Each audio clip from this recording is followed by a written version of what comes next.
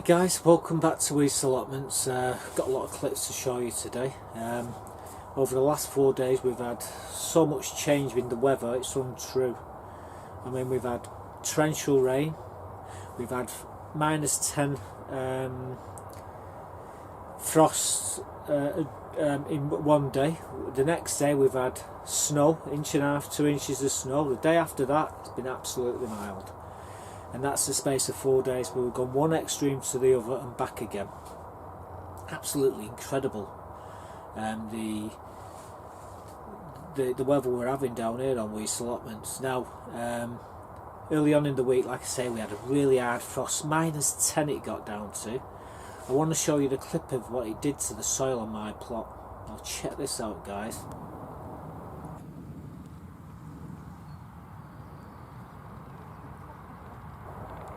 As you see there, the actual soil had crystallised and turned basically to crystals, ice. Now that's the ice breaking the soil down. That's why my soil is so fine when I come to planting it. The easiest way to get your soil like that is to dig it up and then leave clumps, and hopefully when it freezes, the frost to get into it and break it up into a fine tilth. Now this is what you want this time of year. You want the cold working fire.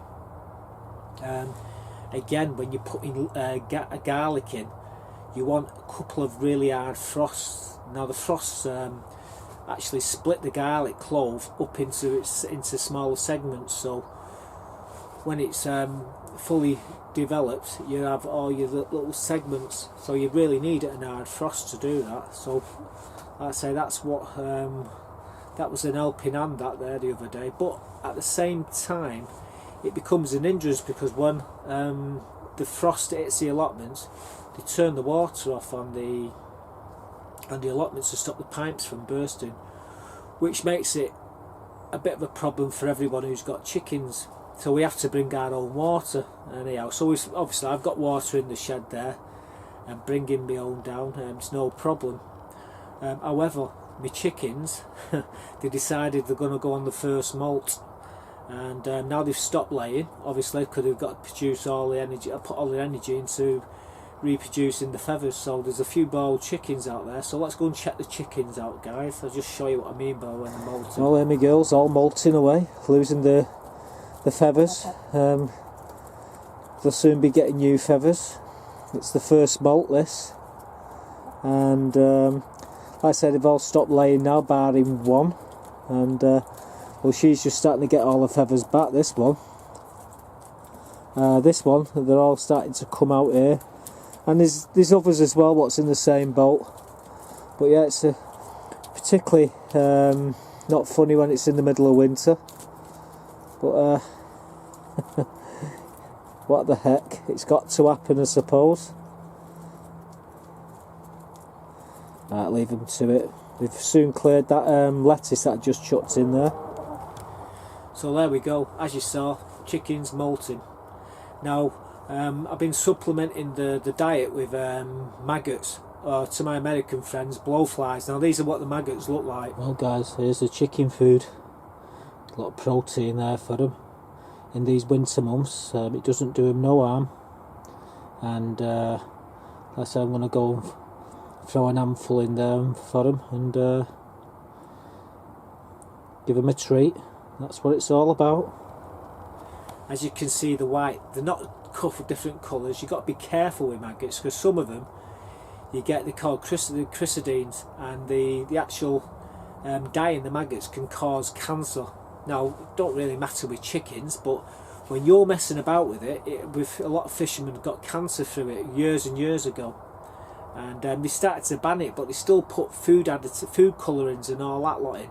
So if you're going to feed your chickens maggots, try and get the white ones. The white ones haven't got no colouring in at all. What they do, they put the colouring in the meat, and the maggots eat the meat, and they actually pick up the colouring, and that's why you get yellow maggots, red maggots, orange maggots, all different colour maggots.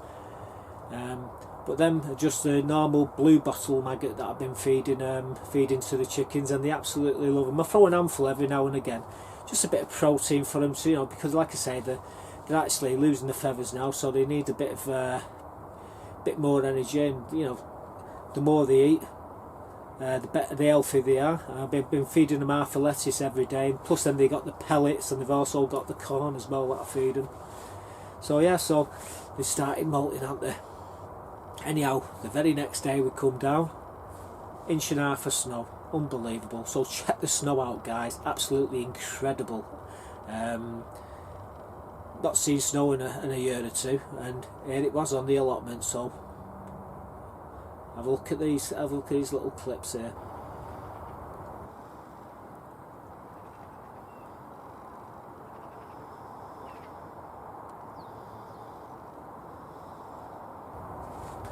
1.5 inches of snow, so there wasn't much we could do there. So it was a Sunday, so we thought, hell, let's go on the car boots. And I wanted to go up into Ramsbottom because of the garden centre up there, which actually sold last year's Southpole MIRA'S. Now I was in last week and they didn't have them in stock, the spring collection, but they said they would be in sometime this week. So I took the chance. I went up there, I was doing the car boots, and I popped into this garden centre. Actually, to be quite honest with you, I went in for a Cornish pasta. And I said to the girl behind the counter who's doing the Cornish pasta, she said, "Are the potatoes coming?" She says, "Yes." Fantastic. So where are they? So she pointed me towards them, and there they were. So these are what I bought here, guys. And I've even actually put they give you a pamphlet, and there's the address, postcode, and there's actually directions to actually get to it. I'm going to show you them now. So check the potatoes out. Well, they've arrived. We've got a Southpole MIRA'S, and where we got them from was a Park Farm Shop, tea room, garden and gift centre. In fact, I'll show you where I got them from. This is the place. That's what the front of the garden centre looks like. They're the coordinates there. It's dead easy to get to. Hang on, let's flip it over. If you, like I said, the instructions there. If you know where the M66 is, if you come off at junction 1, there we go. It's all signposted there. It's dead easy to get to. I actually come in up from Ramsbottom through the town centre to get there. I come through Bolton, but you can come through Bury, and there we go. So you've got the info. If you want some of these, guys, that's where you're going to get them from, and they've actually got a pile of these in stock. And yeah, they're great bakers, chips and roasters. These really are. I love them. I didn't save no seed potatoes last year because I loved them that much, but we've got some more anyhow, and we're going to be growing these in buckets. So there we go, Southpole MIRA'S, all done and dusted. Nigel Muddy Boots sent me a link to Thomas Morgan to actually get these. Now I did get them a year or so ago, and they cost me a total of 10 quid for one pack. What it was the pack was about £4.5, and then the delivery cost, what they threw on top of it, was absolutely crazy, which brought it to a tenner. But I didn't do too bad out of the spuds. I did really well actually. The thing is, Thomas Morgan, if you click on their site now, they've got a deal. It flashes up as soon as you click on the site, and it's you get a £5 gift voucher to spend when you buy something with them. You get £5 off your next. Off your whatever you buy from them, so it's well worth popping over there. And thanks again, Nigel, for posting the link up. I forgot all about where I actually got the Southpoles last year. I know the year before I got them from this garden centre, and fortunately for me, they had them in stock. So there we go. Potatoes sorted out. I've got 7 varieties. I want one more variety, and I'm hoping that you lot can help me out with this 8th variety, because I'm not too sure what to get. Now leave a suggestion. We'll add all the suggestions up, and the one which comes out top we're going to actually pick as a winner. And oh, someone's walking past then. Yeah, there is. and we'll pick a winner, and that's what we're going to try and grow this year. So there's going to be 8 varieties. So yeah, so what else happened that particular day? Well, we got a few bargains on the car boot sale, a few antique reels and what have you. Now we decided to go up to B&Q. They closed down Friday, which is a couple of days away, and yeah, we went into the store, and they had these what they call them, I've got them here somewhere here, hang on.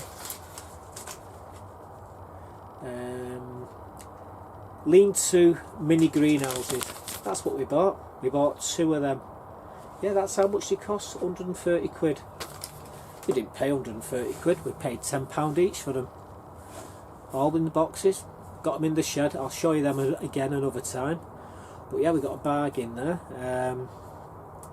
I come out of there, come down here, and then realised I needed some sharp sand. So yes, we went back and we bought some more sharp sand. So I thought, since I'll show you the sharp sand that we bought, and while we're there, while we're showing it, we can show you around the middle greenhouse.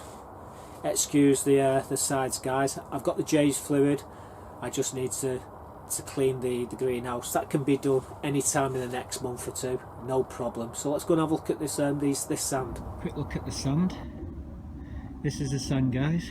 What we're going to be using to put the shed on. Obviously we're going to put that underneath the paving stones, level it all flat, and hopefully we should have enough. Well, I think we've got enough here. We've got more sand at the back of the allotments, but like I say, we don't have to use it all. We can mix that in with some compost and lighten the compost a bit, drainage and what have you, so you know. But yeah, I've just got them. It cost me 50p each, £4 for a lot of them. My lad just dropped them off for me, the rest of them. So there we go. This is the greenhouse. They're the 2 water butts. That's my new wheelbarrow. Over here is all the other compost, what we for the potatoes and what have you. Along here we've got all the bulbs coming up. Nothing happening. Oh yeah, there is. In that one there, the Florentina Orange Emperor. I just can see one little shoot coming up now. But all this lot, the hyacinths and the dwarf iris mix, they're doing okay. Should be absolutely beautiful, full of colour. Even this hanging basket, they're doing okay. They're all coming up, all little irises and what have you. But the greenhouse needs cleaning with the J's fluid, as you can see. It doesn't look particularly clever. We can get to grips with that very shortly. But yeah, we're just getting everything together now for summer. That water tank's coming out of there, and obviously the wheelbarrow and the actual trays are coming out, and we're going to stick a grow frame in there, and we're going to be growing some of the seedlings off in there very shortly. Just looking at the temperature in here, it got down to, the coldest it's been this week in here is 23 degrees. The hottest it has been is 81 degrees, but on the outside it got down to 9 degrees earlier on in the week. So you know, it's about 7-8 degrees at the moment, maybe a bit more, about 6-7, but the other day it got down to like -10 on here. Well, there we go, that's the greenhouse. There's all the, like I say, all the bulbs. They need to be put outside very shortly, and well, we've got the base now for the shed, the foundations. Yeah, paid 50p each a bag of them. Cost me £4 for a lot, and we're going to use them to build the base on the shed, and we'll talk more about that in a minute. So yeah, we've got the sand, and like I say, it's just all the the bulbs there, they'll all be coming out of here, out of the greenhouse shortly and going into the front part of the plot. So it's going to be looking really good here in a few months' time, maybe even 4 or 5 weeks' time, if everything goes to plan. And yeah, okay, there's the water butts and what have you. I've got to take all them out, and we're going to put another one of these grow houses in there so we can keep more seeds growing. More on the growing of the chilies shortly. In the next video, or probably the video after, I'm not too sure. But we've got all the chilies, so we'll be starting them off as well. Which brings me on to some propagators that was given off my mate Brian. Here's the lad. I don't know if you can see him there. That's the lad there, Brian Pritchard, legend in the fishing circles. This is his garden centre right next to A's Cross Cemetery it is, and he gave me 300 propagators. There was 100 sage, there was 100 oregano and 100 mint little propagators, and I've given the best part of them away. I've got a friend who come up, well actually the chairman of the allotments come up earlier, and he took a big box. In fact, there's the box that I actually give him. I'm going to give these to chairman now. He's going to come down. He's coming down. Actually, he's coming down the path now to take him away. There he is on his phone, coming down. So I'm going to give him away now and get rid of him. I've got another box like this. There's 100 in this box here. I've got another 100 at home. I've given 100 away. The other, I'm going to give 50 to the school, me grandson's granddaughter's school, for the garden club. I'm just going to get rid of him like that. Nice present off me mate Brian. So right, I'll be back guys. I'm just going to get rid of these now. So I've still got one of them boxes at home now. We give equivalent to 2 of them big boxes away to everybody on the allotment so far, and a lot of my friends and family, they've all got some too. The box what's left at home with another 100 of these propagators in, we're going to give 50 of them to me grandson and granddaughters. Got 2 granddaughters, we're going to the same school, and a grandson. Well, we're giving them to the gardening club, which they've got for the children to grow as a, you know, something for them to do. And it's costing the school nothing, it's costing me nothing, and this is all some idiot on a motorbike there on the motorway. Unbelievable. But anyhow, like I say, it's costing me nothing, it's costing the school nothing, and it's a gift from, like I say, Brian. Now, Brian last year he gave us about 2,000 flowers, and we spread the love around the allotments. It was absolutely fantastic. The allotments was in it was flowers everywhere, and it was all thanks to Brian who give them us. Well, he gave them me actually, and I like I say, I give them around, give them to everybody. Had them in my garden, all the neighbours had them. So he's a really nice bloke, this lad. And the reason why he gave them us away, because nobody particularly liked them, and we're just going to go to waste if he didn't give them away. So with me being one of his buddies, fishing buddy, he donated them to the allotments and to anybody who I felt fit of giving them to. I would have loved to give you guys some, but they cost so much money to actually post them to you, so I can't do that, unfortunately. I'd love to. I was toying with if someone wanted a few. There's not many left now, you see. If they wanted a few and they live close, they could come down to the allotments and pick 1 or 2 up, but I'm sure by the end of the week they'll all be gone, so it's just one of them things, unfortunately. But yeah, that's where all the seeds have all spoken for now.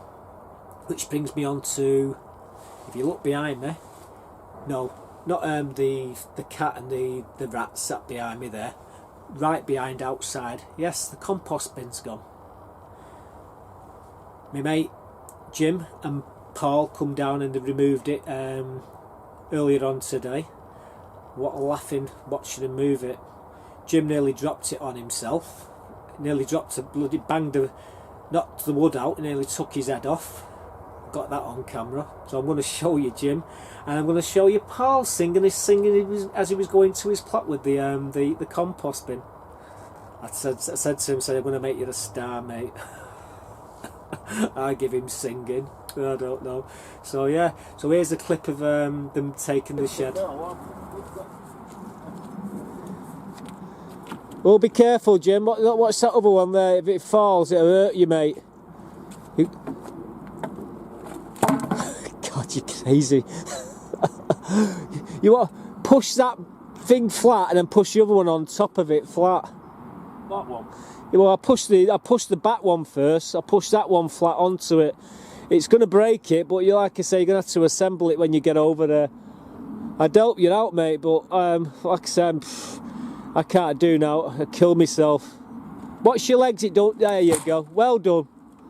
There you are. That was easy enough, wasn't it? What time's Paul getting here to do it? He'll be in a few minutes. All right. He'll ring me when he's here. Right. Well, I'd leave it until he gets here. Don't hurt yourself. Just watch yourself. There you go. Oh, oh bugger. Hang on, before you do that, let's try and push it. Let's see if we can get a bar under it or something and just push it up. Bye-bye. So long, farewell. Auf Wiedersehen, saying goodbye. Thank God it's gone. Alright, cheers Paul for that. Thanks Jim. There you go. So the shed's clear now, guys, so let's go back and have a look at the plans, what we're going to do for the base. Hi guys. Well, we just come back with the spirit level to see how much this paving, this base is out of shape. It turns out I've actually sloped this so the water run out the compost bin and run into the path and drained away if there was any rain what went into it. Now, at the time it was a good thing, now it's a bad thing. So what we've got to do, we've got to remove that paving stone there, and we've got to take where my foot is going to be here now, up to there. That's how much of this soil we've got to remove. So once we remove that, then we're going to put about 2 inches of sand, coarse sand over the top of it.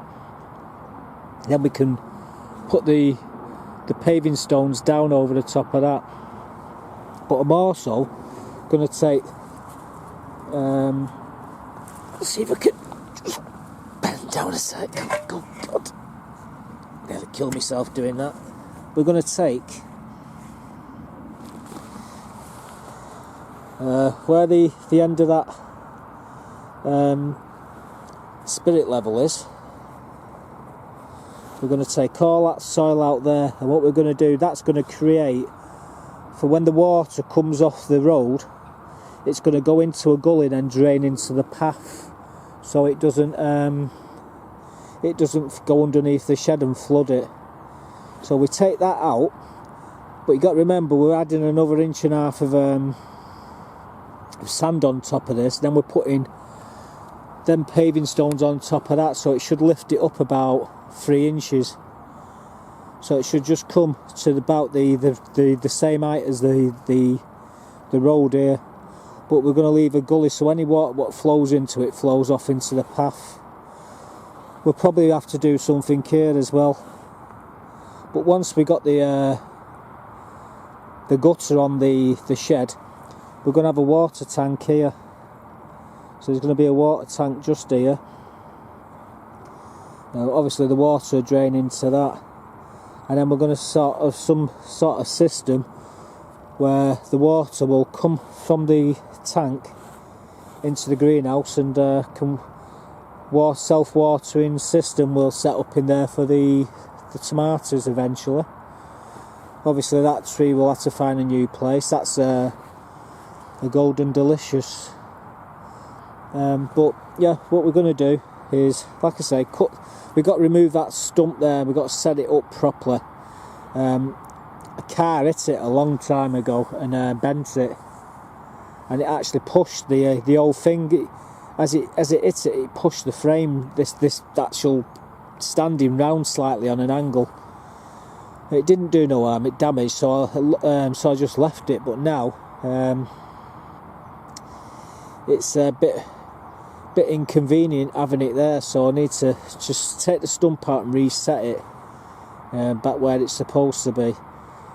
But that, like I said, we're going to cut that much soil out tomorrow, and we're going to cut out here remove this out of the way, put them on, and we've got some more paving stones here.